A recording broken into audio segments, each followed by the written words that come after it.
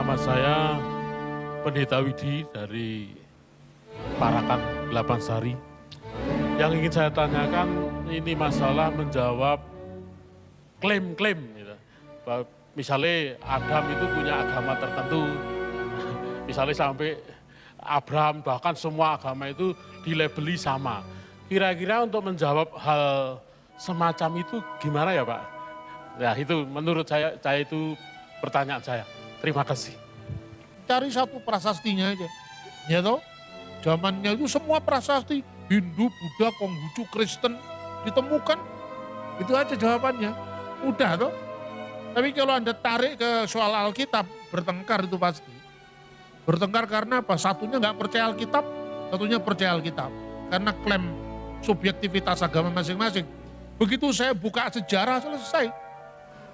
Bener nggak? Sejarah kan netral. Bener sejarah diciptakan oleh pemenangnya, tapi kan ada banyak unsur, banyak sumber. Sejarahnya Diponegoro. Versi mana sekarang? Versi Belanda. Diponegoro itu pemberontak. Versi Keraton Jawa, Diponegoro itu orang lemah yang berjuang tidak pada saat yang baik. Ya misalnya sekarang tulisannya itu Serat Gedung Kebu, itu kan sebetulnya mantan Bupati Wonosobo atau apa itu yang nulis Serat Gedung Kebu itu Diponegoro itu dianggap dia berontak tidak pada saatnya, sekalipun Diponegoro itu benar. Akibatnya apa? Coba lihat tanah-tanah jajannya Belanda dulunya miliknya wilayah keraton Jogja, kemudian dicaplok Belanda karena Diponegoro kalah. Tapi bagi sejarah nasional kita butuh kepelawan Diponegoro. Diponegoro itu pahlawan. Itu kita sepakati karena memang dia berjuang untuk negerinya. 3 versi. Yang berbeda perspektifnya. Perspektif apa? Diponegoro pengkhianat, orang lemah atau pahlawan. Tapi bahwa ada orang namanya Diponegoro, ya, dari keraton Jogja, perang dengan Belanda tahun 1825 sampai 1830, dibuang ke Manado. Dalam pembuangannya dia menulis buku Babat Diponegoro, itu fakta. Yesus di mata orang Yahudi beda dengan Yesus di mata Kristen. Tapi bahwa ada seorang Yahudi yang dianggap mengajarkan sihir oleh orang Yahudi, lalu disalibkan dengan cara digantung menjelang Paskah, itu ada dalam kitab Yahudi yang namanya misalnya Traktat Sanhedrin. Orang Kristen, Yesus disalib untuk penebusan dosa. Yaitu Cornelius Tacitus. Orang-orang yang karena nama Kristus itu disebut Kristen. Yesus itu telah dibunuh pada masa pemerintahan Kaisar Tiberius di bawah prokurator kita Pontius Pilatus. Itu fakta sejarah. Bahwa Yesus itu mati menebus dosa, Yesus mati mengajarkan sihir, atau Yesus mati karena alasan yang lain, itu kan motifnya. Tapi sejarahnya tetap Yesus gitu. Selamat malam Pak Bambang, saya Gregorius Gandhi dari Gereja Katolik Santo Petrus dan Paulus Temanggung. Mungkin ingin menanyakan beberapa pertanyaan, tapi kali ini mungkin satu pertanyaan dulu, mungkin cukup agak panjang gitu Pak. Jadi Injil Matius dan Lukas keduanya menuliskan silsilah Yesus. Akan tetapi ada perbedaan dalam silsilah Yesus, yakni mengenai ayah dari Yusuf. Matius menulis ayah Yusuf adalah Yakub, sedangkan Lukas menulis ayah Yusuf adalah Eli. Saya pernah membaca adanya beberapa teori yang mencoba menjawab pertanyaan di atas. Teori pertama menyebutkan bahwa Matius menuliskan silsilah Yesus dari Yusuf, sedangkan Lukas menulis silsilah Yesus dari Maria. Nama Eli yang disebutkan oleh Lukas dikaitkan dengan nama Eliakim dan kemudian Yoakim, yang tidak lain adalah ayah Maria. Menurut teori ini, karena Maria adalah satu-satunya anak perempuan, maka dalam silsilah Yoakim atau Eli disebutkan menjadi ayah dari Yusuf. Kemudian teori kedua berasal dari catatan sejarawan bernama Julius Africanus. Ia menulis bahwa Matan, kakek Yusuf menurut Matius, menikahi Esta. Kemudian mereka memperanakan Yakub. Setelah Matan meninggal, Esta menikah dengan Matat, kakek Yusuf menurut Lukas, dan memperanakan Eli. Eli menikahi seorang perempuan, namun Eli meninggal sebelum memiliki anak. Menurut tradisi Yahudi, Yakub kemudian menikahi perempuan ini dan akhirnya memperanakan Yusuf. Kemudian teori ketiga berasal dari catatan Santo Agustinus. Dia mengatakan bahwa Yusuf memiliki ayah kandung dan ayah angkat. Hal ini yang menurutnya mengakibatkan adanya dua silsilah Yesus yang berbeda. Bagaimana menurut Pak Bambang mengenai teori-teori terkait perbedaan silsilah Yesus di atas? Terima kasih. Terima kasih. Sebetulnya pertanyaanmu itu sudah merupakan jawaban. Ya kan? Sudah dijawab Memang sendiri, ada ya. tiga itu yang mengatakan perkawinan Levirat itu namanya Julius Africanus. Kemudian ada teori lagi yang mengatakan bahwa karena perempuan kan tidak boleh muncul dalam silsilah. Itu contoh aja misalnya ya. Israel kan punya 12 suku. Dari 12 anak-anak Yakub kan. Padahal di situ ada Dina. Kenapa Dina tidak ditulis silsilahnya? Karena perempuan. Itu contoh itu dari Alkitab. Kedua, seperti Bani Israel diberikan 12 anak, Ismail juga begitu, ada 12 anak. Mulai dari Nebayot, Kedar, dan seterusnya. Masih ada satu anak lagi yang perempuan, Mahalat, yang dinikahi sama Esau. Gitu? Tapi kenapa nggak ditulis silsilahnya Mahalat? Karena perempuan. Jadi kalau menurut teks kitab suci sendiri, saya memilih pendapat dan itu menurut saya paling kuat. Karena ada buku Sinaksarion, ya. Buku Sinaksarion itu judulnya Protevangelium Jacobi. Itu berasal di tahun 150. Sementara Julius Africanus abad ketiga, Santo Agustinus abad ketiga. Saya mengambil yang paling tua, karena yang paling dekat dengan peristiwa kan. Nah di situ dalam buku Sinaksarion ini, di mana Maria itu punya ibu namanya Anna, bapaknya namanya Yoakim.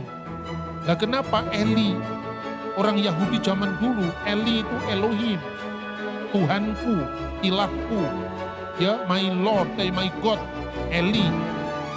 Terus kemudian Yo itu adalah Yehova. Jadi biasanya sebutan imam-imam besar di zaman dulu yang namanya Eliakim biasa disebut Yoakim. Jangan dipakai logika orang Temanggung. Ya, atau orang Indonesia kapan berubah akte kelahirannya. Ini anakronisme lagi. Nah, jadi kenapa silsilahnya Maria itu tidak memunculkan nama Maria? Karena nama perempuan nggak boleh muncul dalam silsilah. Seperti nama Dina dan nama Mahalat juga tidak muncul. Alkitab mencatat semua silsilahnya. Tapi untuk Mahalat anaknya Ismail kenapa gak dicatat? Kenapa Dina? Bahkan Dina itu kan pernah terjadinya perang itu karena kehormatan yang terkoyak. Diperkosa itu loh.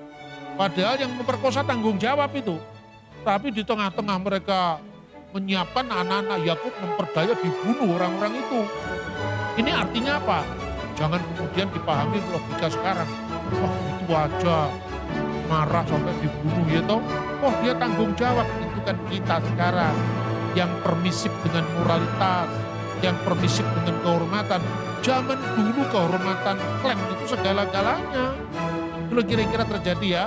Jangan memahami konteks ribuan tahun lalu dari sekarang. Nah seperti penjelasan tadi maka Eli itu Eliakim itu adalah sebetulnya bapaknya Maria.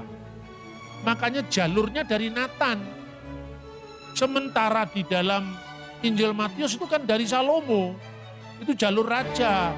Karena tema Matius itu adalah pembuktian bahwa Yesus Kristus, anak Daud, anak Ibrahim dari jalur Salomo.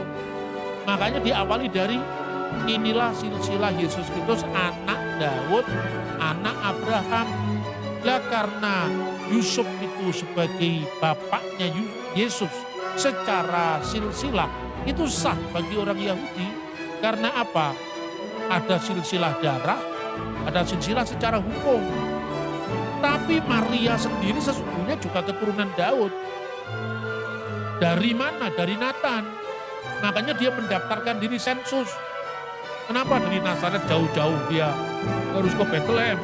Karena berdasar klannya keduanya itu berasal dari keluarga Daud. Makanya dia pergi ke Bethlehem. Yaitu ya Julius Africanus dengan teorinya yang menarik, tapi itu berasal dari abad yang kemudian lagi. Agustinus abad ketiga.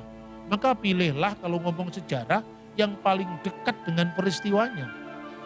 Saya penggemar Pak Bambang. Punya fans, Pak. Saya fan Pak Bambang. Saya hanya ingin bertanya, nama saya Distianto dari GKI Wonosobo. Saya ingin bertanya 1 Korintus 14 ayat 22. Di situ saya bingung untuk mengerti. Silakan. Terima kasih. Apanya dibingungkan apanya? Pertanyaannya yang dibingungkan apanya? 1 Korintus 14 ayat 22. Bunyi ayatnya. Saya bisa bantu bacakan, Pak? Ya. Mungkin. Ya, bisa. 1 Korintus 14 ayat 22, firman Tuhan berkata seperti ini. Karena itu karunia basa roh adalah tanda, bukan untuk orang yang beriman, tetapi untuk orang yang tidak beriman. Sedangkan karunia untuk bernubuat adalah tanda, bukan untuk orang yang tidak beriman, tetapi untuk orang yang beriman. apanya yang dibingungkan? Ya, yang dibingungkan apanya? Dibingungkan yang mana? Tanda. Tanda ya, Ya, tanda. tanda bukan untuk orang yang beriman. Bukan untuk orang yang beriman, tapi untuk orang yang tidak beriman. Iya. Ada enggak orang Kristen yang tidak beriman? Ada kan? Ada. Secara lahiriah Kristen, tapi dia tidak percaya dengan karunia-karunia Roh Kudus kan ada. Maka Tuhan memberi tanda, karena waktu itu ya, di Korintus itu ada praktek agama misteri. Agama misteri itu kalau dijelaskan seperti saya, gak akan paham mereka. Karena yang mereka persoalkan bukan sejarah, bukan peristiwa historis, tapi tanda-tanda ajaib. Tuhan memberikan tanda untuk menghadapi kelompok-kelompok agama misteri ini yang waktu itu sangat kuat sekali. Makanya kira-kira pesannya begini, orang Kristen itu jangan hanya mengandalkan otaknya saja, turun ke bawah. Alami Tuhan langsung, bahwa Roh Kudus itu bisa menjawab termasuk apa yang kamu ragukan dalam imanmu sendiri. Mungkin kita menerima dari aspek yang sifatnya ilmiah, tapi konteksnya ternyata tidak masuk. Karena apa? Anda ngomong kepada orang yang tadi tanya tentang matinya Yudas kenapa berbeda, itu jawaban ilmiah. Tapi kalau Anda mau tanya, Pak, saya malam itu mimpi begini, artinya apa? Kira-kira jawabannya apa? Beda kan? Satu itu pengalaman iman, satu pengalaman intelektual. Pengalaman iman itu lebih berangkat dari sifatnya personal. Dan Tuhan memberimu pengalaman personal lewat karunia-karunia Roh Kudus itu. Jadi seperti itu, makanya untuk orang beriman ya, dan untuk orang beriman dan tidak beriman itu mendapatkan porsinya masing-masing. Nah sekarang kalau untuk nubuat adalah tanda, sama dengan tanda. Bukan untuk orang yang tidak beriman, tapi untuk orang beriman. Karena itu meneguhkan jemaat. Kekristenan itu seperti apa nantinya, kira-kira seperti itu. Lah bagi orang yang di luar, Anda mau ngotot tentang nubuatan Daniel 7 kali 7 masa, coba di luar orang tanggapannya apa? Ah apa itu kan gitu kan. Nah maka terlepas dari semuanya itu, berikanlah firman kepada mereka yang memang cocok. Apa yang dibutuhkan orang itu. Makanya kadang-kadang banyak sekali dalam pelayanan kita salah terapi. Terapinya saya pernah gitu. Salah terapi itu ya pernah. Tidak benar terus saya. Suatu saat ada orang meninggalkan Kristus. Meninggalkan Kristus itu karena apa? Ini cara mendeteksi orang. Karena dia ini pemain musik di gereja. Bapaknya kemana-mana bawa seminar tentang penyembahan. Terkenal lah pokoknya, saya sebutkan namanya. Orang Manado itu. Anaknya itu pemain drum di gereja. Suatu saat, dia kan punya pergaulan cukup luas kan. Mau dipromosikan sama salah satu grup musik sekuler. Ya sebagai anak muda kan itu kan godaan berat. Wah bisa jadi populer saya gitu loh kira-kira. Akhirnya dia tinggalkan Kristus. Secara diam-diam dia tidak ngomong kepada bapaknya, namanya sudah diganti. Diganti dengan nama yang lebih berbau Arab gitu ya. Waktu dia mau ngurus KTP-nya itu, elektrik itu loh. Sama bapaknya dokumennya diketahui, ternyata anak ini sudah pindah agama. Bapaknya pendeta tadi, nangis-nangis di saya, datang ke Malang. Gimana Pak? Nah sekarang saya tanya, ini terapinya saya benar. Kenapa anakmu itu begitu mudah meninggalkan? Itu Pak, ini chattingan dengan saya begini. Dia katakan katanya nubuat di dalam kitab Yohanes itu bahwa Yesus akan mengutus Parakletos itu bukan Roh Kudus, tapi itu nabi akhir zaman, ya kan, seperti itu. Dan yang benar itu bukan Parakletos tapi Perikletos. Ulangan pasal 18-15 itu nubuat untuk nabi akhir zaman, bukan Yesus. Yang gitu-gitulah tema-tema yang sering itu. Lalu dia bilang, anak itu sekarang di mana? Di Surabaya Pak, bawa ke sini. Datanglah ke Malang. Datang ke Malang itu kira-kira udah jam 10 atau jam setengah 10. Langsung saya layani. Saya ajak masuk ke perpustakaan saya. Nih kamu lihat. Ini mulai dari Kodeks Vatikanus dari tahun 350. Itu ada yang kamu persoalkan itu. Kamu baca Perikletos dari Ahmad Didat toh? Iya Pak, betul. Bapak tahu. Loh kamu baunya aja sudah tahu kamu baca apa. Ini loh. Nih kamu lihat ini tulisan dari tahun 350. Kan saya punya dokumennya semua itu. Kamu baca, saya nggak bisa baca Pak. Kamu belajar fisika, kimia, matematika nggak waktu SMA? Belajar ini huruf apa? Alfa. Dia tahu kalau alfa. Ini para atau peri, para itu sudah tahu kamu. Mana ada yang dikatakan ada Perikletos? Perikletos artinya penghibur terpuji. Dari penghibur jadi terpuji itu namanya Nabi Muhammad. Mana nggak cocok saya bilang. Semua kan bisa di cross check. Ulangan pasal 18 ini coba. Teks aslinya gini Pak. Nggak usah kamu ngomong teks aslinya. Saya sudah hafal saya bilang. Ini kan yang gue maksud kan. Coba harafiah saya tanyakan. Nabi artinya apa? Nabi Pak. Mikir bika di tengah-tengahmu. Di tengah-tengah siapa ini? Di tengah-tengah Israel, wong itu konteksnya Taurat kok, pada Musa. Me'aheka di antara saudaramu. Dua kamu baca ayat 1 dulu. Imam-imam Lewi, suku-suku Lewi. Jadi mu di sini ada mu Israel secara luas dan mu suku-suku. Musa dari suku apa? Lewi. Yesus dari suku apa? Yehuda kan cocok ini saya bilang. Mana? Semua itu sampai kira-kira jam setengah 12 atau apa itu. Terus saya tanya, gimana? Ya Pak, sementara saya sudah tahu. Sementara, tapi dari matanya saya belum yakin. Kemudian bapaknya ngotot, Pak saya ajak pulang, jangan. Kayak gitu. Saya ada rumah pemuritan di sini. Dia bisa tinggal di sana. Besoknya saya ada kelas pemuritan di Malang waktu itu. Ikut langsung kelas pemuritan. Udah ikut kelas pemuritan. Malam itu ada pendeta GBI dari Salatiga sedang ikut pemuritan. Saya ngomong sama Pak Pendeta, Pak Pendeta tolong ya titip ini anak muda ini. Siapa? Saya ajak ngobrol. Habis itu kira-kira seminggu kemudian dia sudah diajak kesaksian di salah satu gereja Pentakosta Tabernakel. Dia kesaksian di situ. Saya selama ini salah belajar dari seorang guru. Jadi artinya apa? Dia memang polos, utuh. Secara intelektual pergumulannya. Nah ini kalau urusan nubuat kan gak cocok yang begini. Ini pembuktian. Gitu. Akhirnya sudah. Apa itu sudah selesai belum? Saya tanya. Dia umur berapa sekarang ini? Sudah mau masuk perguruan tinggi. Belum dibaptis? Belum. Ini saya ngomong sama bapaknya. Tolong dia segera dibaptis setelah saya kasih pemuritan selama 2 minggu. Siapa?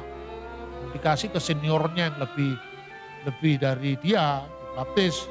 Setelah dibaptis, sebelum dibaptis, saya ajak dia pelayanan ke Blitar. Waktu ada pelayanan Natal di salah satu panti asuhan saya ajak. Ngobrol di tengah jalan, dia cerita, Pak, dulu waktu saya berguru sama guru saya diajari lihat malaikat Pak. Kaget saya. Gimana cara lihat malaikat? Lucu-lucu ini. Disuruh saya merem, Pak. Nanti pertama itu warna merah. Saya bilang, oke. Nanti suatu kalau sudah ketemu warna hijau, ketemu malaikat, Pak. Ini bukan guru mengatasnamakan agama tertentu loh ya. Saya enggak jangan disalahpahami. Saya bilang apa? Itu bukan ketemu malaikat, Mas, kalau warnanya hijau. Itu ketemu buta hijau kamu itu, saya bilang. Cuman saya guyonan saja. Nah ini wajar tuh kalau ngomong warnanya itu merah, ya otomatis merem sini situasinya masih terang. Nanti semakin lama kan lama-lama hijau, ireng dulu hijau. Masa gitu malaikat, itu pengalaman subjektif. Tapi saya belum terlalu peka, karena pikiran saya orang ini problemnya problem intelektual. Saya tinggal di Jakarta, sebelum dibaptis itu saya tinggal di Jakarta. Ini ada Pak Pendeta tiba-tiba telepon saya. Itu pendeta yang lain lagi, bukan pendeta GBI. Pak Bambang, kita pernah dulu ketemu satu seminar ya Pak, saya lagi di Malang. Saya mau ke tempatnya Bapak. Bolehkah saya nginep di tempatnya Bapak? Oh boleh, silakan tapi nggak ada saya loh ya. Iya enggak apa-apa Pak, ada rumah pemuritan untuk nampung murid-murid saya nginep di situ. Sama dia ini.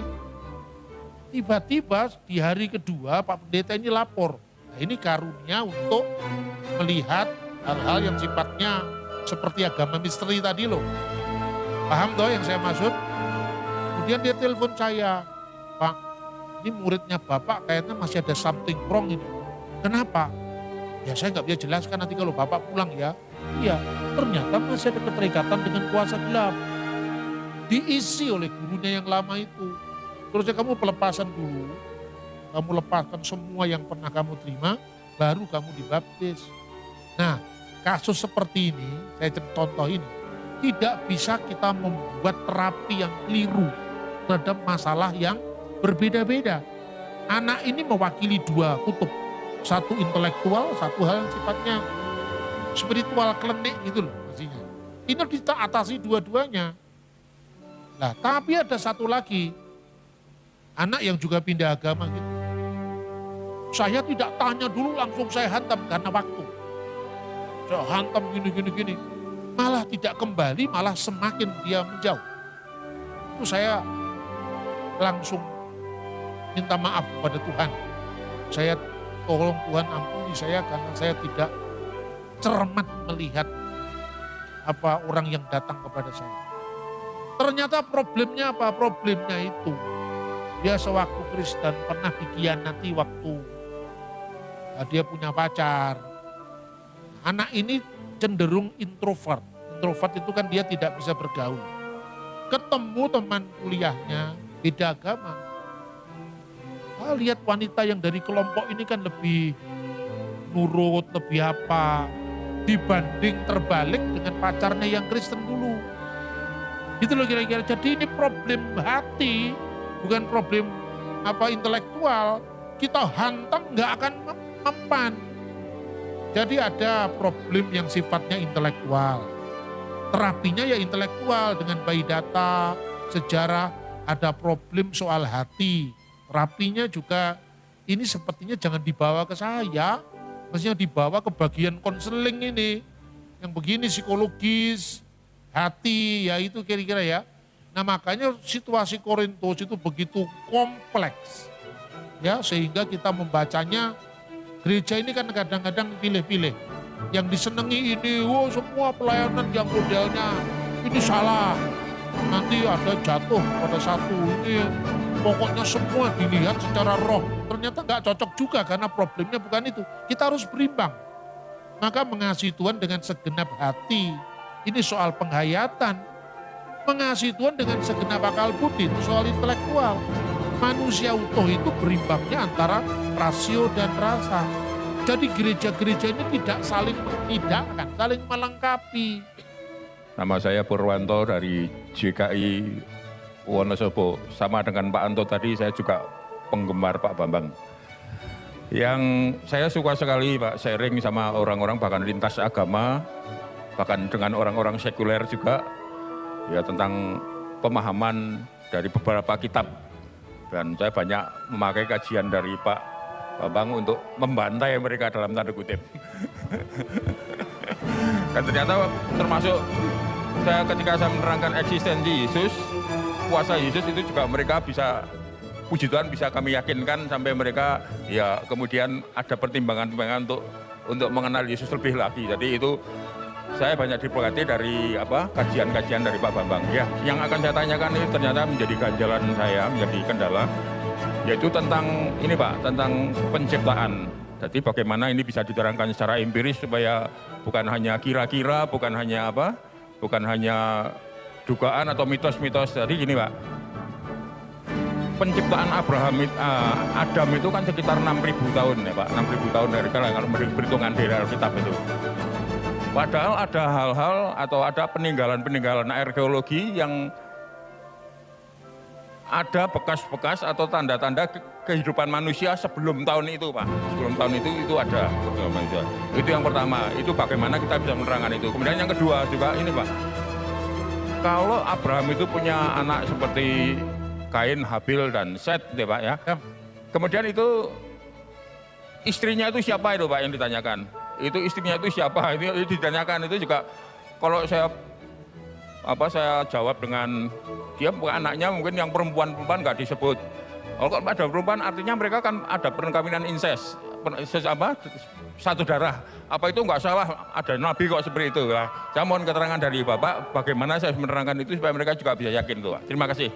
Ya, yang pertama begini, kalau Anda membaca Alkitab, ya, tentang umur bumi dan sebagainya itu tidak pernah bisa dilacak dari sudut pandang teologis semata-mata.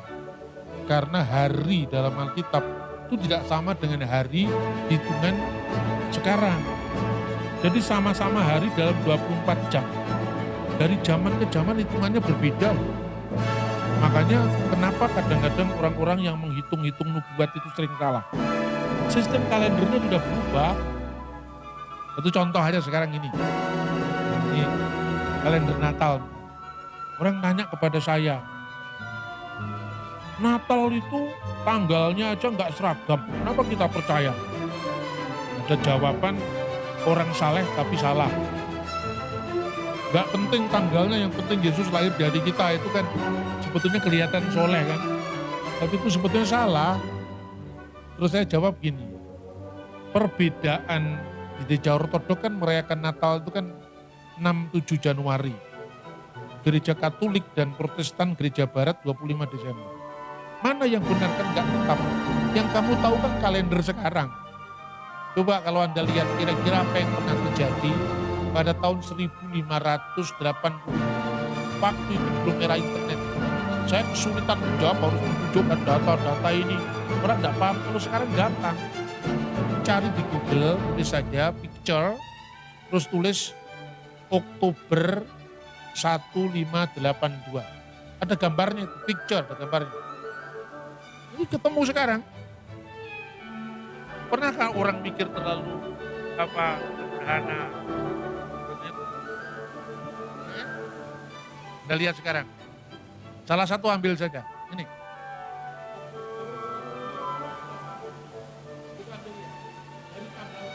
Tanggal 12. Ini loh. Ya kan? Kenapa ini? Berarti pernah terjadi tahun 1582, harinya kepotong 11 hari. Yang motong hari ini siapa? Paus Gregorius. Paham nggak? Kenapa kok dipotong? Inilah yang menyebabkan beda Natalnya Gereja Timur dengan Gereja Barat. Gereja Timur pakai kalender yang lama, namanya kalender Julian. Itu kalender sejak zamannya Rasul Lukas dalam Alkitab. Sampai sekarang masih dipakai Gereja Timur. Gereja Barat pakai kalender Gregorius, namanya Gregorian kalender. Kenapa sampai hilang 11 hari? Jadi semestinya 25 Desember sekarang ini, kalau menurut kalender yang lama, masih 15 Desember. Akhirnya 6 Januari yang sekarang itu 25 Desember zaman dulu. Kenapa kok dipotong? Lah ini jelasannya panjang. Tapi kalau saya ngadepi orang-orang sok tahu, cuma saya suruh ini lihat kalendernya. Kenapa kok sampai dipotong? Gara-gara dipotong ini makanya Natalnya berbeda. Bukan berbeda dari awal. Kemudian ngarang bebas. Ini perayaan Dewa Matahari, jadikan Natal itu kan. Ini gara-gara ini berbedanya. Kenapa kok berbeda? Ini kan jawaban lebih dalam kok. Saya kasih jawaban lebih dalam. Makanya kadang-kadang pertanyaan satu itu nggak bisa dijawab terlalu cepat. Makanya kalau urusan-urusan ayat yang sudah ada kaitannya dengan data tentang ukuran macam-macam kan. Bagaimana saya tunjukkan? Ukuran zaman Yesus, nilai uang 1 shekel berapa, pekerja sehari berapa. Kan butuh waktu. Nah saya berikan contoh. Ini kira-kira. Dulu ini sejak zaman gereja mula-mulai. Gereja mula-mulai itu kan Yahudi loh. Kalendernya pakai kalender apa? Kalender bulan. Nah kalender bulan itu terdiri dari setahunnya berapa hari? 354 hari. Itu kalau untuk urusan ibadah. Jadi orang semula-mula itu ibadah di perayaan Paskah. Kan Paskah Yahudi dulu, Paskah Keluaran. Tapi kemudian orang Kristen paham, ternyata itu digenapi dengan Yesus. Jadi Paskah Yahudi itu digenapi dengan kebangkitan Yesus kan itu kan. Nah, Paskah Yahudi itu harus jatuh pada saat bulan purnama. Karena pakai kalender bulan. Paskah Kristen geser. Karena apa? Harus hari Minggu. Karena Paskah Kristen itu kebangkitan Yesus Kristus. Bukan penyembelihan lagi anak domba pada 14 bulan Nisan. Beda. Kira-kira tahun 150 Masehi. Antara gereja di wilayah Roma dengan gereja di wilayah timur, termasuk Turki itu berbeda. Satunya yang Roma ini ikuti kalender Yahudi, mati-matian, pokoknya nggak boleh seinci pun bergeser. Sementara yang di wilayah Yunani, wilayah timur yang lain itu, bukan anak domba Paskah kita kan Yesus sekarang. Bukan dengan anak domba tahunan itu. Terus oke. Nah kalau gitu gimana? Paskahnya harus hari Minggu. Karena Yesus bangkitnya hari Minggu. Kan gitu kan?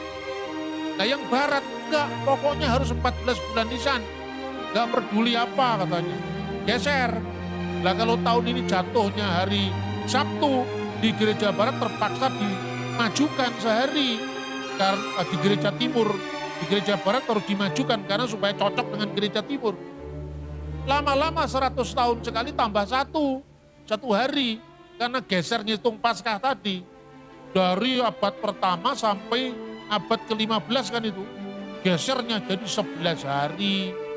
Makanya gereja Katolik bingung. Ini gimana ini kok jadi semakin jauh. Paus Gregorius potong aja kalendernya. Jadi tanggal 4 langsung tanggal 15 tadi. Makanya terjadi ini pergeseran. Nah kira-kira yang gini terpikir enggak kira-kira? Kita ini baca Alkitab bimbingannya ensiklopedia umum. Padahal ini kan kasus khusus yang begini. Gitu loh. Gereja Timur ngikuti kalendernya zamannya Lukas menulis Injil itu. Gereja Katolik ngikuti Paus yang karena geser kalendernya tadi. Nah saya ditanya, Pak waduh rumit ya Pak, makanya jangan aneh-aneh kamu. Kalau kamu rumit ya, kue ratekan wis biasa-biasa aja lah. Kalau yang tanya serahkan ahlinya. Gitu loh. Makanya ada bagian pengajaran-pengajaran itu mesti orang-orang khusus. Ya tapi kan orang tuh udah hanya butuh ini, intelek terus. Bukan jadi filosof kalau hanya otak saja yang dipakai. Tapi kalau ini terus yang dipakai dukun. Karena tidak ada rasionalisasinya. Harus berimbang. Iman Kristen itu yang mengasihi Tuhan dengan segenap hati. Tapi juga dengan akal budi. Nah sekarang. Dari mana anak-anaknya itu Kain kemudian bertengkar sama adiknya dibunuh. Lalu dia takut cari ke tempat lain. Dia menikah di sana. Ya anaknya Adam juga.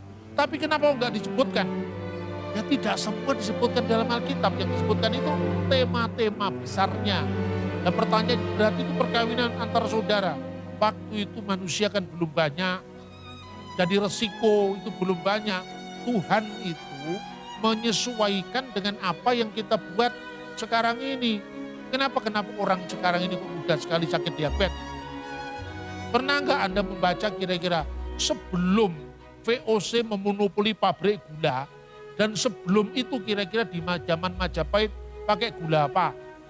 Gula kelapa, gula aren, diabetesnya kecil. Tapi ketika Belanda mendirikan pabrik gula, semua pakai mesin, diabetes jadi pabrik, itu loh. Ngerti nggak sekarang? Nah sekarang Anda samakan dengan orang yang di jalan di zaman Abraham.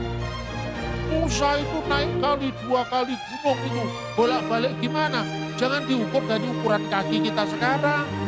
Kaki yang terlalu mudah kena diabetes karena kemudian terlalu banyak gula. Zaman itu orang gerak kemana-mana. Maka kemudian lihat, di zaman Abraham, zamannya Abraham usianya masih panjang-panjang. Nuh masih panjang-panjang. Begitu Musa 70 kalau kuat 80 ya kan? Kenapa? Gaya hidup manusia aja berubah. Dulu makannya cuma makan sayuran, makan tumbuh-tumbuhan, baru Tuhan izinkan makan binatang. Nah binatang yang dimakan pun kayak semua orang menerus, semua kaki 4 dimakan. Akibatnya apa?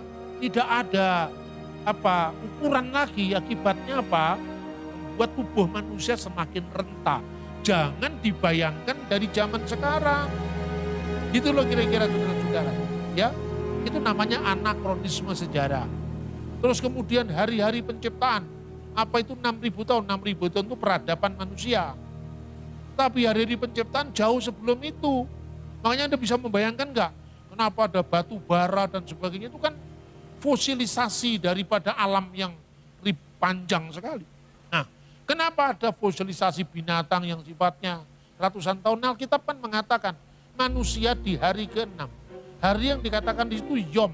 Yom itu bisa berarti masa, bisa berarti hari dalam 24 jam. Loh kok dikatakan jadilah petang dan jadilah pagi, itu penanda secara waktu ya dalam bahasa puisi. Jadi kira-kira kejadian itu sebuah himne, nyanyian kuno yang diulang-ulang sampai zaman Musa. Orang modern kan nggak bisa membayangkan. Maka saya jelaskan. Tadi saya khotbah ada yang kurang nggak terteruskan. Itu tadi nyanyian Gloria in Excelsis. Anda tahu nggak?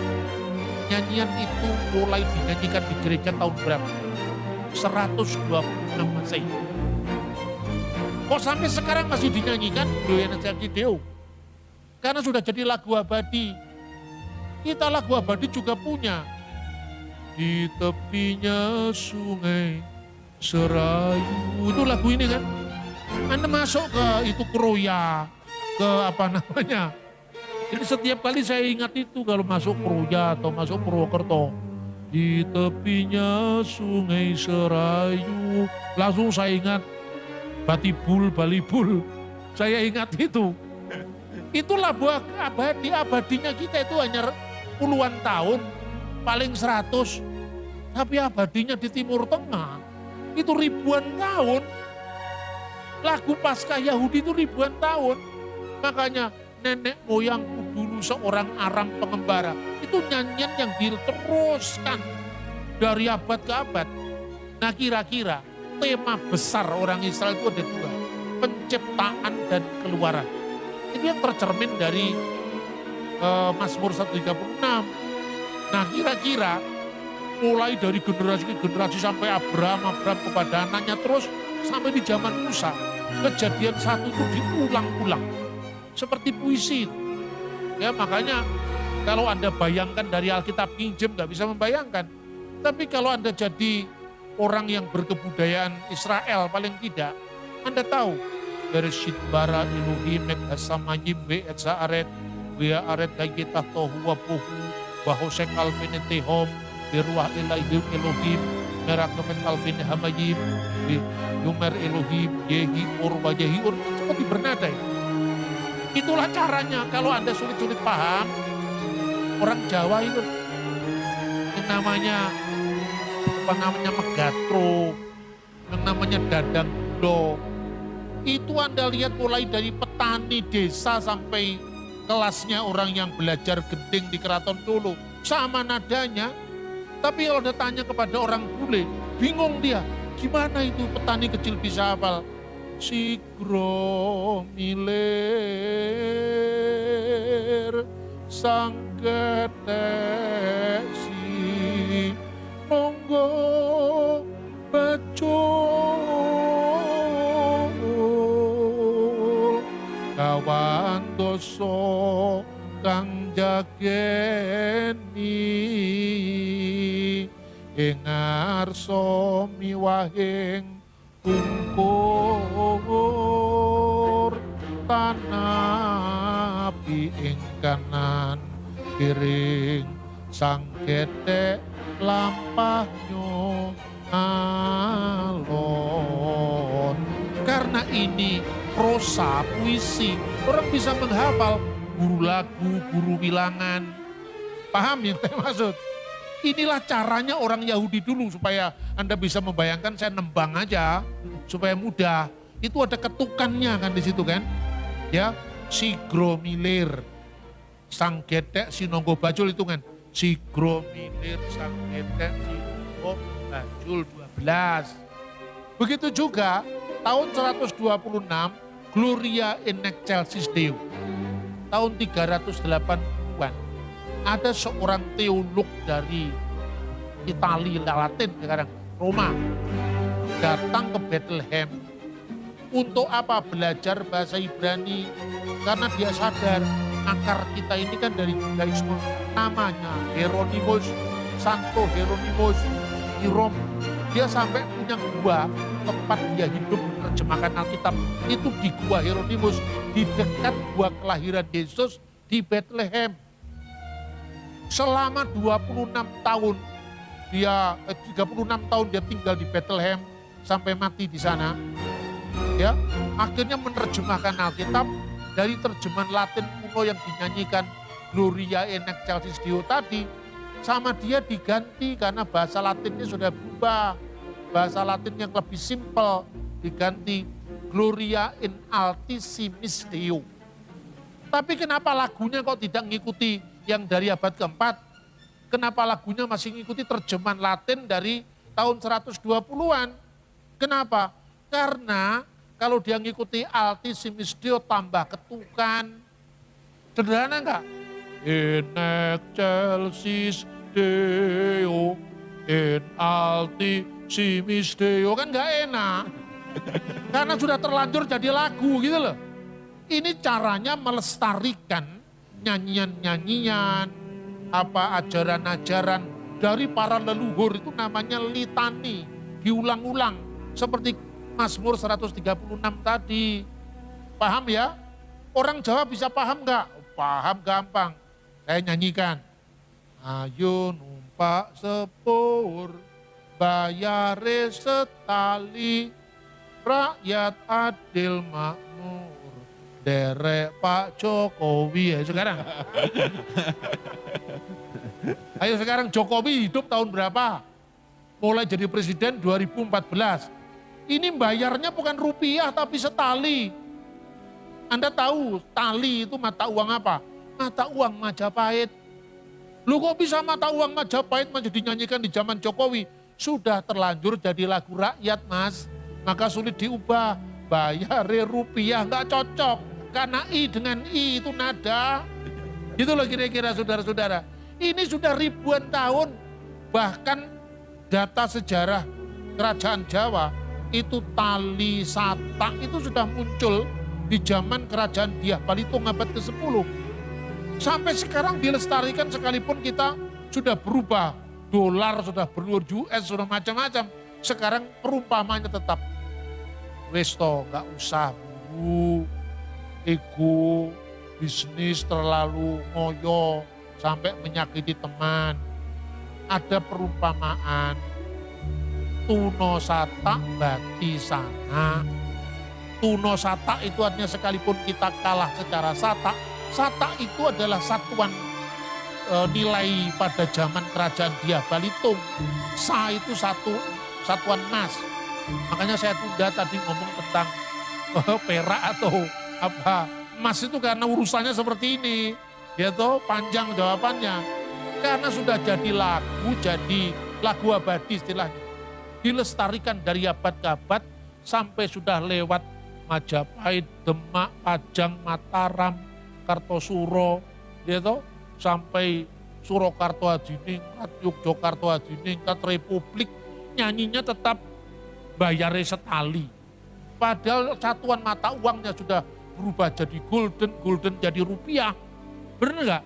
Inilah yang namanya lagu abadi. Begitu juga Kejadian 1 itu kira-kira seperti itu loh gambarannya.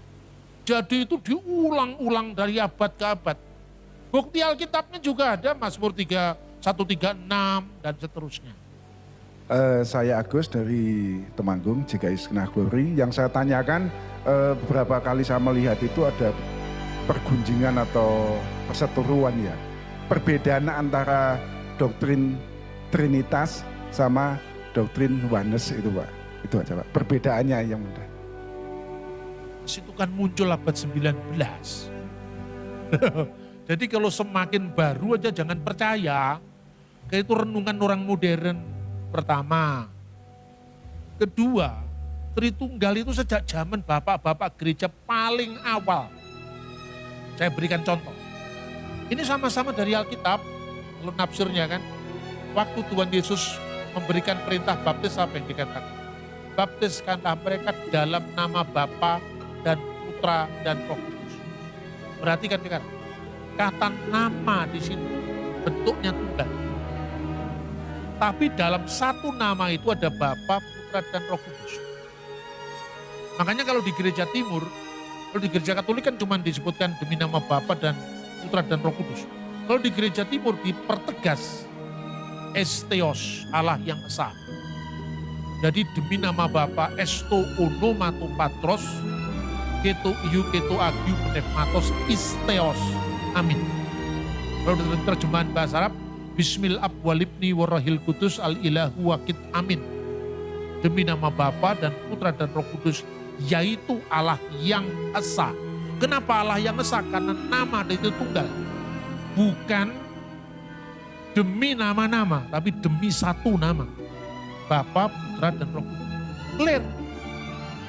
Muridnya Yohanes, namanya Polikarpus, Alkides Polikarpus.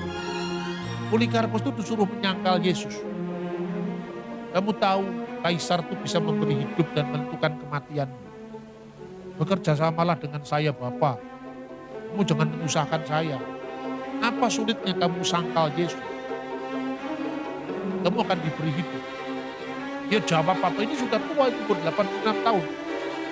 86 tahun saya mengikuti dia. Dan tak sekalipun dia pernah mengecewakan saya. Dia pilih mati ketimbang dia menyangkal Yesus. Pada waktu dia dibakar di perapian itu, dia mengucapkan pujian kepada Allah Tritunggal. Untuk inilah dia Bapa Surgawi. Hormat, kemuliaan, kebesaran bagimu bersama anakmu yang tunggal imam besar surgawi, Yesus Kristus dan Roh Kudus. Amin. Jadi orang berani mati karena Bapa, Putra, dan Roh Kudus. Muncul lagi di abad 19 teori yang namanya Yesus Kristus itu ya Bapa itu. Itulah ajaran Oneness. Oneness ini dibangun karena tidak clear memahami Alkitab. Karena apa? Dua rumusan dijadikan satu. Kan rumusan satunya kan demi nama Bapa dan Putra dan Roh Kudus. Satunya dalam nama Yesus Kristus. Keduanya ini konteksnya beda. Ketika dia makan esto onoma tu Yesus Kristus. Dalam nama Yesus Kristus. Dalam. Kenapa dalam? Karena dibaptis dalam nama. Ketika orang dimasukkan dalam air, itu artinya ke dalam nama Yesus. Sedangkan dalam nama Bapa dan Putra dan Roh Kudus itu iman yang dipahami. Bapa, Putra, dan Roh Kudus.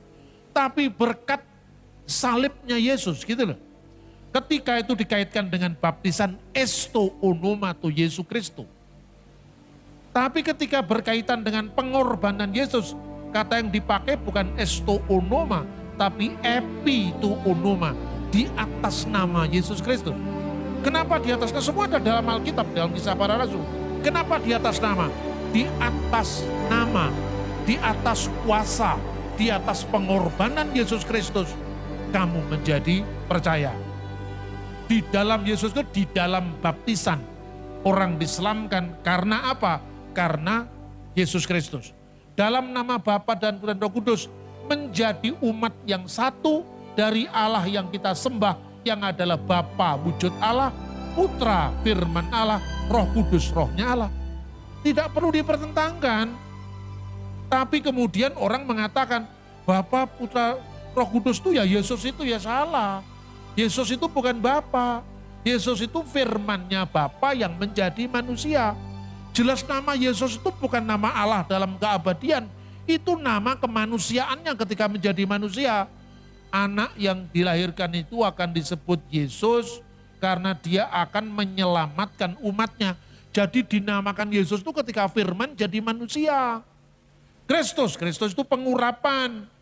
Sebagai Mesias itu, makanya diurapi itu Masiah. Masiah yang diurapi. Tidak perlu dipertentangkan. Terus kedua, Yohanes itu mengaburkan antara kristologi dengan Tritunggal. Kristologi itu Yesus itu sepenuhnya Allah, sepenuhnya manusia. Yang satu dengan Tritunggal itu kealahannya, kemanusiaannya yang enggak. Karena kemanusiaannya mati, kemudian disalib, kemanusiaannya bisa lapar, kemanusiaannya bisa haus. Itu kan kemanusiaannya. Jadi kalau Bapa itu Yesus, berarti Bapa bisa mati. Padahal Allah tidak bisa mati. Ya kan? Yang disebut Allah Sang Bapa itu merujuk pada keilahian, wujud ilahi. Makanya tidak seorang pun pernah melihat Allah. Jadi Allah Bapa tidak bisa digambar. Yang gambar Allah Bapa itu ajaran Mormon. Mana Allah Bapa bisa digambar? Alkitab mengatakan Allah itu tidak ada seorang pun yang melihat. Tapi anak tunggal yang di pangkuan Bapa, dialah yang menyatakannya. Kenapa Yesus bisa digambar? Karena sudah berinkarnasi menjadi manusia. Clear kan ajaran Alkitab itu. Makanya sebetulnya salah satu muncul bingar-bingar perdebatan itu karena kita tidak setia pada bapak-bapak gereja kita. Kalau belajar Alkitab jangan langsung Luther. Luther kan baru abad 16, 15. Harus dari setelah Yohanes punya murid namanya Polikarpus. Polikarpus punya murid namanya Irenaeus. Irenaeus punya murid namanya Hippolytus. Harus urut sampai zaman modern gitu loh. Kalau gitu, ya bapak gereja kan bisa beda pendapat. Beda pendapat kan masih dekat dengan peristiwa. Daripada kamu percaya dengan teolog Jerman yang hidup 2000 tahun setelah peristiwa. Selamat malam Pak Bambang, saya Yudi dari Wonosobo. Menurut Pak Bambang, hal apakah atau peristiwa manakah yang paling menyebabkan umat muslim menolak keberadaan Injil dan Yesus Kristus sebagai juru selamat? Apakah salah satunya diakibatkan oleh peristiwa perang salib yang di mata mereka identik dengan kekerasan dan kekejaman yang semena-mena, yang menyebabkan umat muslim itu kesulitan untuk menangkap, memahami pesan utama dari Injil Yesus, yaitu kasih? Ataukah dikarenakan hal lainnya? Terima kasih. Ya, terima kasih. Ini pertanyaan yang baik. Perang salib termasuk. Jadi perang salib itu menyimpulkan semacam trauma sejarah. Tapi kalau jujur ya, yang melakukan kekerasan kan tidak hanya tentara salib, Islam juga.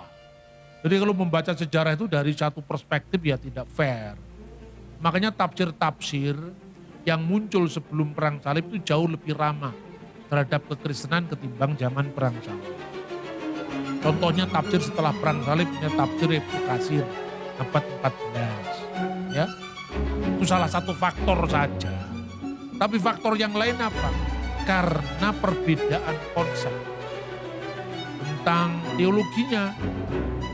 Jadi bagi teman-teman muslim yang paling menolak kenapa Yesus harus mati, itu nggak cocok itu. Dia itu mirip dengan pandangan mesianik dari kaum Selot itu, bahwa seorang utusan Tuhan itu harus menang. Nah, Yesus kan menempuh jalan salibnya dulu sebelum kebangkitannya. Bagi orang Kristen ya itu menang. Karena bangkit dari antara orang mati itu kan lebih daripada pahlawan yang menaklukkan sebuah kota. Iya toh? Setiap orang itu kan satu yang gak bisa dilawan itu kan maut dan kematian. Bahwa Anda bisa menguasai dunia ini. Anda kehilangan nyawamu apa gunanya, kata Yesus kan. Dan Yesus mengatakan bahwa maut telah dikalahkan. Itu bagi orang Kristen. Tapi biasanya orang yang selalu berpikir menang kayak kaum Selot Yahudi itu menolak Yesus sebagai Mesias karena Mesias kok harus menderita. Tidak usah heran, jangankan Islam yang muncul 2 abad setelah peristiwa. Muridnya Yesus sendiri tidak paham itu. Kan kalau Anda belajar dari sumber sekunder, Markus bukan saksi mata kan itu kan. Hanya Matius sama Yohanes, tapi kalau Anda belajar di Bapak Gereja, Markus itu saksi mata.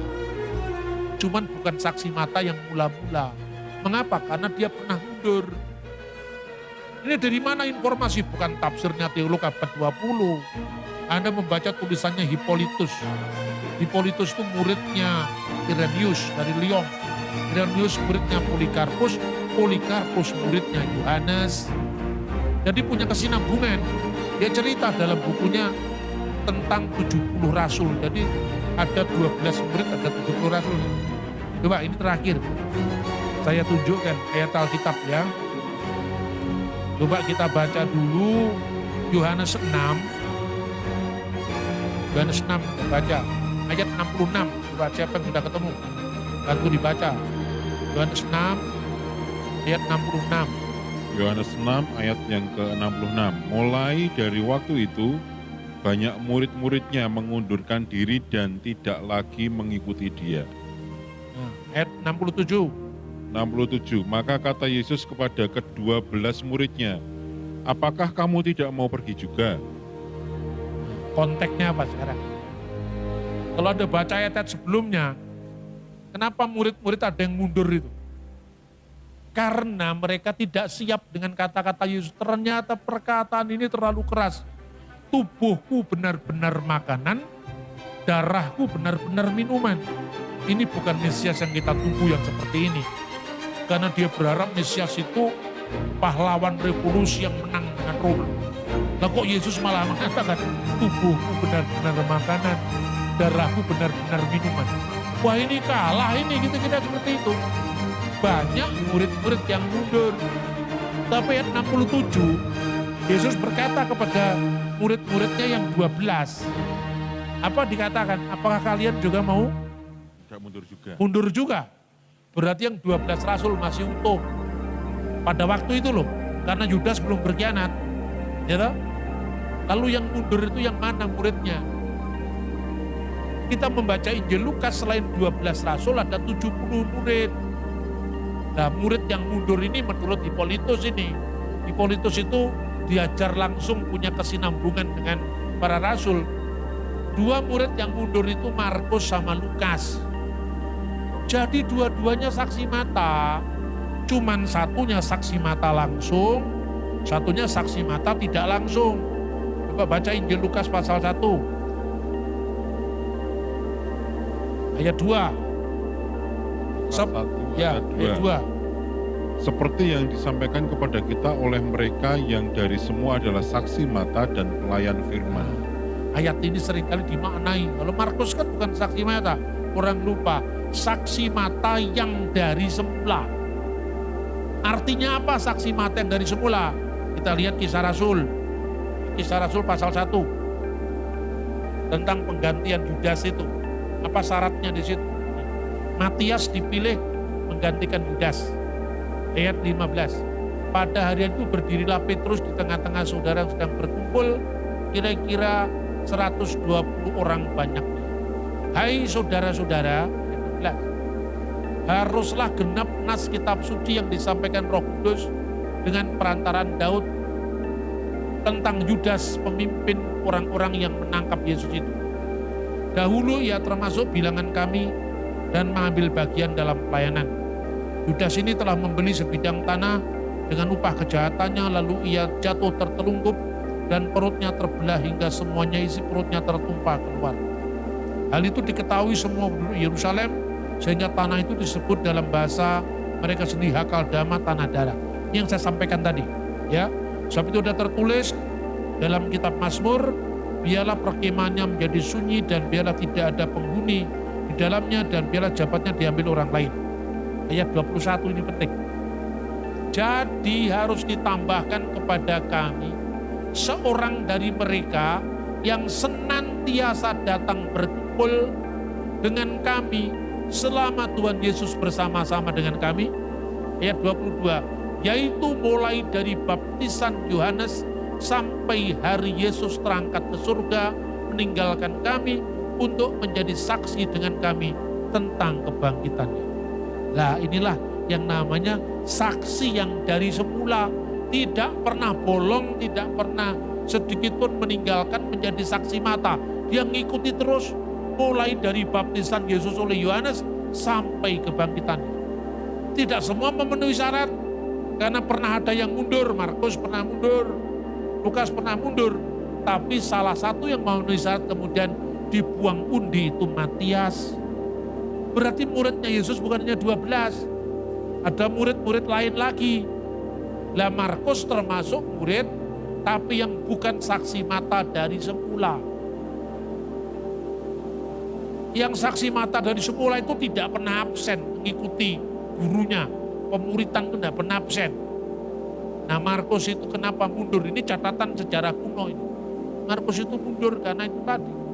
Dia nggak siap, Yesus yang mau diikuti ini ternyata mau mati. Nggak bisa kita terima. Padahal 70 rasul itu kalau Anda lihat di Lukas pasal 10. Pernah disuruh dua-dua sama Tuhan kan. Saksikan apa yang setelah dia pelayanan, dia lapor. Bahkan setan pun takut dengan nama Yesus. Kan gitu kan. Demit-demit setan itu, setan orang doyan, demit orang tulit. Semua kalah sama kuasa Yesus. Kira-kira Markus ini termasuk 70 rasul tadi kan. Dia menyaksikan kuasa Yesus dahsyat luar biasa. Masa perwira Roma bisa nangkep dia? Gak mungkin lah. Lalu dia menjadi pemuda yang menyelinap, ingin tahu ketika Yesus ditangkap itu loh. Itu ceritanya cuma ada di Injil Markus kan. Di Lukas gak ada, di Matius gak ada, di Yohanes gak ada. Kenapa? Karena Markus itu yang dimaksudkan pemuda yang telanjang itu. Telanjang itu bukan telanjang bulat. Menanggalkan jaketnya. Karena di masyarakat kuno, orang Israel kuno itu ya, zaman Yesus, orang kaya itu biasanya berlapis bajunya. Jadi ketika dia hilangkan itu apa rupanya jaketnya itu, baju luarnya itu, dia lari kemudian karena apa? Ternyata Yesus ditangkap juga. Bukan Yesus tidak mampu melepaskan diri, dia memang menyerahkan dirinya untuk tebusan bagi banyak orang. Ketika dia ngikuti Petrus, kemudian dia menjadi sekretarisnya Petrus. Karena dia paham bahasa Latin, namanya aja nama Latin. Dia menjadi penerjemah Petrus ketika Petrus ke arah barat pelayanan. Waktu Petrus di Roma, dia yang menuliskan Injil itu berdasarkan pewartaan Petrus. Makanya lihat khotbahnya Petrus di Kisah Para Rasul. Itu persis sistematiknya dengan Injil Markus. Diawali dari pembaptisan di Yordan kan. Perhatikan itu. Itu bukan kebetulan. Karena Markus itu muridnya Petrus. Setelah dia masuk kembali dalam pelayanan. Makanya di dalam suratnya Petrus, Markus anakku. Setelah dari Roma, Markus ke Mesir. Kemudian wafat di Mesir sebagai seorang martir. Dan peninggalannya gereja Koptik sampai hari ini. Jadi saksi-saksi sejarah masih ada. Bukan hanya di Roma, tapi di Antioquia, di Yerusalem, di Alexandria, di Konstantinopel, gereja-gereja kuno. Semuanya. Markus balik ke pelayanan. Lukas, Anda lihat itu orang yang jalan ke Emmaus itu. Ada 2 orang kan? Tapi yang disebutkan hanya 1, Kleopas. Kleopas itu siapa? Kleopas itu suaminya, adiknya Yusuf suami Maria. Istrinya juga namanya Maria. Itu disebutkan dalam Injil Yohanes, di bawah salib itu berdiri ibunya, saudara ibunya Maria istri Kleopas dan Maria Magdalena. Lah itulah ibunya Yakobus sebetulnya. Ya. Jadi Yakobus itu bukan saudara apa istilahnya anaknya Bunda Maria setelah Yesus, tidak. Itu data dari gereja kuno. Itu memang anaknya Maria, istrinya Kleopas, dan Kleopas itu termasuk 70 rasul. saksi mata juga. Kenapa yang satu orang namanya nggak disebut? Itulah Lukas sebetulnya.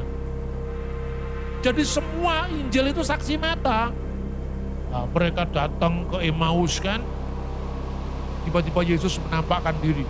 Karena saking paniknya, harapannya nggak sesuai dengan apa yang mereka hadapi, mereka sampai nggak sadar kalau itu Yesus.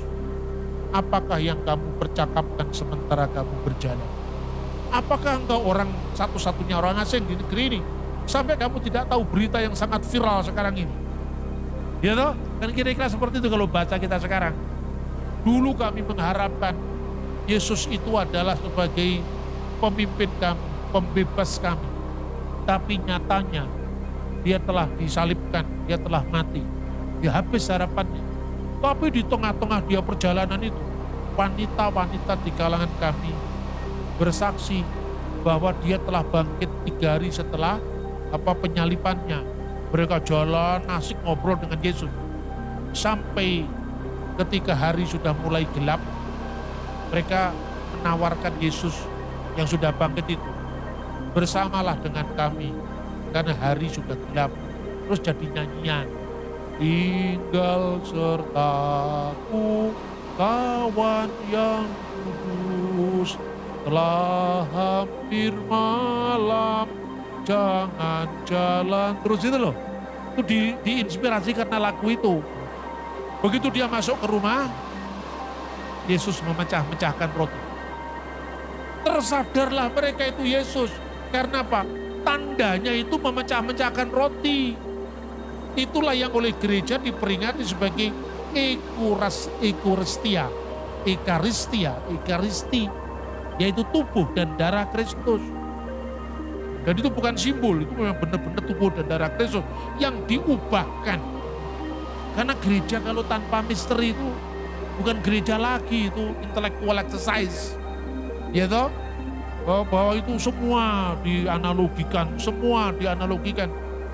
Kalau tidak ada iman yang menuntun kita keajaiban mujizat, gereja tidak bertahan di tengah penganiayaan. Mujizat itulah yang membuat gereja eksis dari abad pertama ketika gereja teraniaya sampai sekarang. Itu ternyata Lukas. Lukas balik ke pelayanan. Berkat siapa? Tuhan menangkap Paulus.